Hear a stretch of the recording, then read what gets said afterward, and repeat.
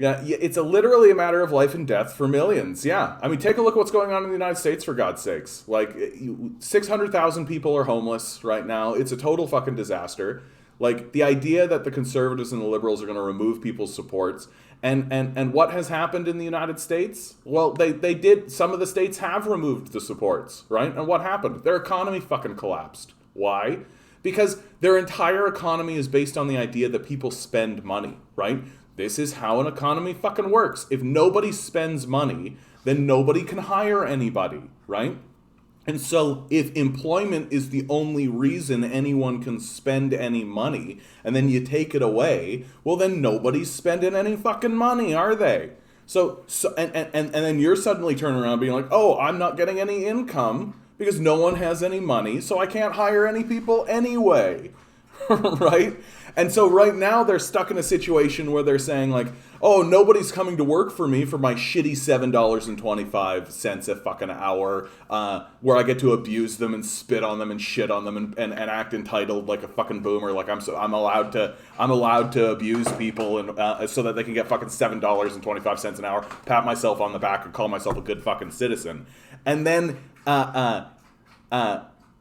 but the only reason people can come in the door to buy your shitty service in the first place is because they have the employment insurance, because they have the support in the first place. And so the solution to this like fucking Rubik's Cube of what the fuck is going on in front of your face is raise your wages. But they won't do that. They won't raise their wages because they're selfish assholes who don't give a fuck at all, right? And what's so funny about this conversation? I was actually listening to Hassanabi talk about this, man. I really like Hassan. He's a good guy, and he really pointed out to me that like these capitalists are acting like so terrified and are going on national TV and complaining about it and crying about what's going on. What's the outcome for them, right? Well, the outcome for them is that they would have to sell everything, so get a nest egg in the first place, but then they would have to become a worker, right? They're not going to die. Right? What they're panicking about is that, oh no, this system of worker exploitation that allows me to do no work and be a capitalist is failing me. And I'm panicking because I'm going to have to sell everything and then become a worker myself. Right? And so they're going and they're crawling to the government and they're begging for government support, for government handouts so that they will not need to be a worker again. Get fucked. All of them. Get fucked. Without exception. Raise your wages. Raise how much you're paying people. Treat people with respect and dignity. You do not have... These guys do not have the right to have a business. Your business has no rights. There is nowhere written anywhere in the history of any constitution or any legal system or any law anywhere since the beginning of Western civilization has anybody thought you have a right to have a business. In fact, the argument has always been the opposite. That if you run a shitty business and you have a shitty business model, that business fails. And the guy beside you who's running the same kind of business, but he's doing a better job, succeeds. Well, guess what?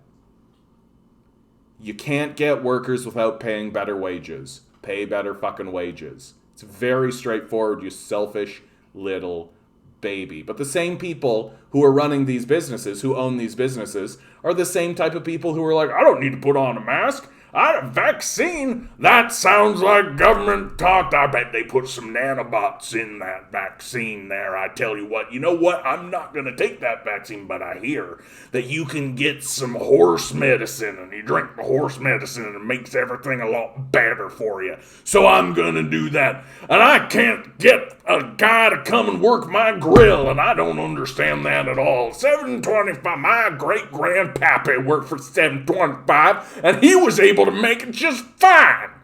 Like, that's the guy. No.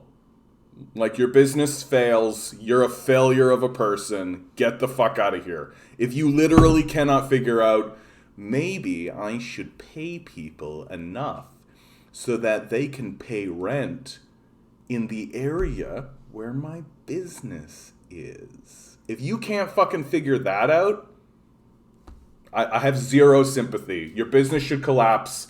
You should fail as a worker. You should have your back broken out in the workforce like the fucking rest of us. I hope you end up homeless and die on the streets alone and penniless. Go fuck yourself. Put 2 and 2 together, you fucking losers. Put 2 and 2 together.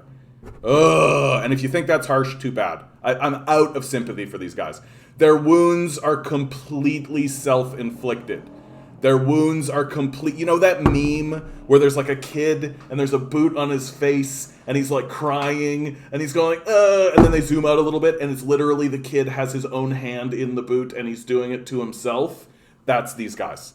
That their big hardship is, instead of making $100,000 a year doing nothing, sitting on my ass and raking in the surplus value of the workers I exploit, I'll only make $80,000. Get fucked. Get fucked. Get fucked. Your entire business model should end. We should end it completely. You are worthless. The workers should seize control. Get fucked. Get fucked.